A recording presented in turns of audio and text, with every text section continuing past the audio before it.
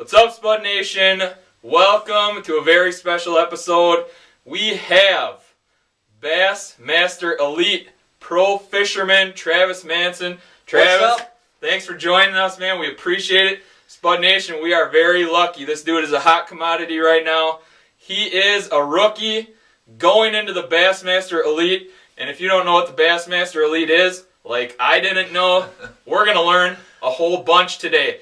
But before we get rolling, the honorary Spud, we got to get Manson's autograph on here. Get him up on the wall. There we go. This is a brand fresh potato here, huh? You got it, man. Awesome. Your very own Spud. Awesome. There you go. That's fantastic. There You want to put it right Yep, back up here we there? go. He's on the wall, folks. We're on. Awesome. All right, man. Now we're going to learn a lot today. I'm coming in here knowing very little about fishing in general, let alone Bassmaster Pro Elite stuff. Holy man, Right. It just sounds professional, sounds legit. You're going to tell us all about it. Let us know what this is. What is it? Well, I tell you what, you probably think it's like sitting off of a pier with one of those red and white circly bobbers with a bunch of night crawlers and I always hated fishing like that. Yeah. right, waiting for the bobber to go down. That's hey, right. Mister, your bobber's down. Well, that's not how we roll. All right. Okay. The Bassmaster Elite Series is one of the truly professional circuits out there. Okay, top of the line, can't get any better than that. Okay. It is the circuit. If you're passionate about bass fishing, it's the circuit you want to be fishing and be associated with. You know, I was very fortunate to grow up fishing, so I've always had a passion for it at many different levels, depending on the stage and where I was in my life. How do you get going to?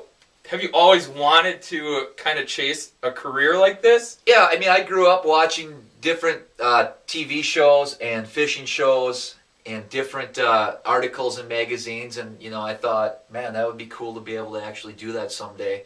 Never really thought it would become a reality.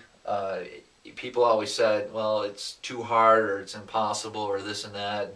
And, you look on some of the websites out there and some of the forums, and there's people that ask, how do you become a pro? And it's like, there is no formula to become one.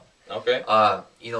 The best thing I can tell someone, and I'm still very early in my career, but I guess in anything in life, if it's something you're passionate about, and you want to make it happen, you're determined enough to make it happen, it will happen. And so, but you have to have that drive before any of this other stuff will come. And I'm really starting to understand how that works, and it's been a real interesting, unique experience in how things have come into play, whether it be certain circumstances, fate, whatever you want to call it. Everything just kind of falls into place where it should be, and at that moment, you're able to take advantage of those types of situations, which is what I did.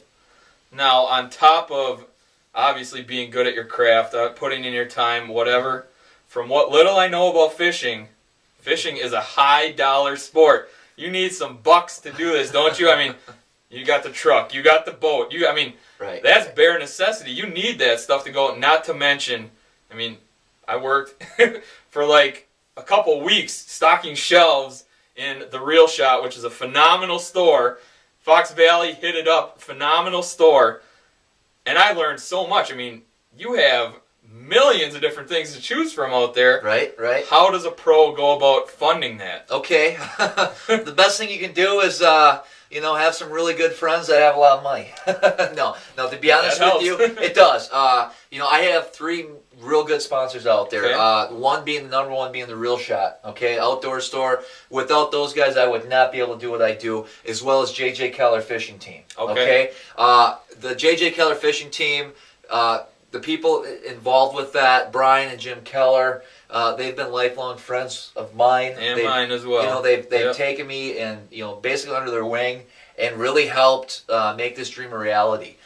Without them, there's no way I would be able to do this at all. Now they're a fishing team. Do you fish against them? How does that work? I fished against them. I've competed against them, but they actually the majority of their fishing revolves around walleye fishing. So that's a whole different thing. We don't even want to go there because right. that would definitely put your viewers to sleep right now. Okay. So we'll stick with the bass. All right. Okay. All right. So you have the Real Shot. Yep. You have JJ Keller Fishing Team.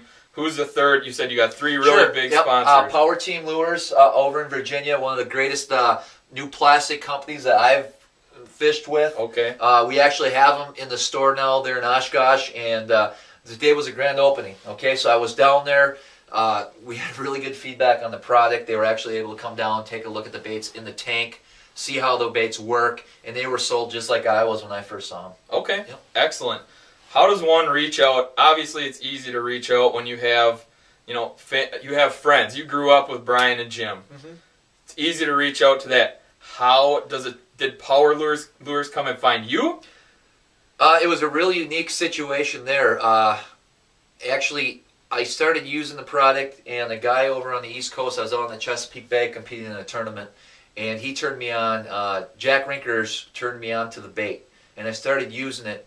And he was actually impressed with my fishing style, my ability, and my enthusiasm. And when I qualified for the Elite Series, he actually recommended me to Power Team Lures, who then contacted me. We worked out the deal, and now they're a pretty good sponsor of mine for this coming season. That's awesome. Mm-hmm. Hey, everything works out, man. Right. That's phenomenal. Yeah. Now, you're pumping a ton of money into it. Help with sponsors. Do you have to pay?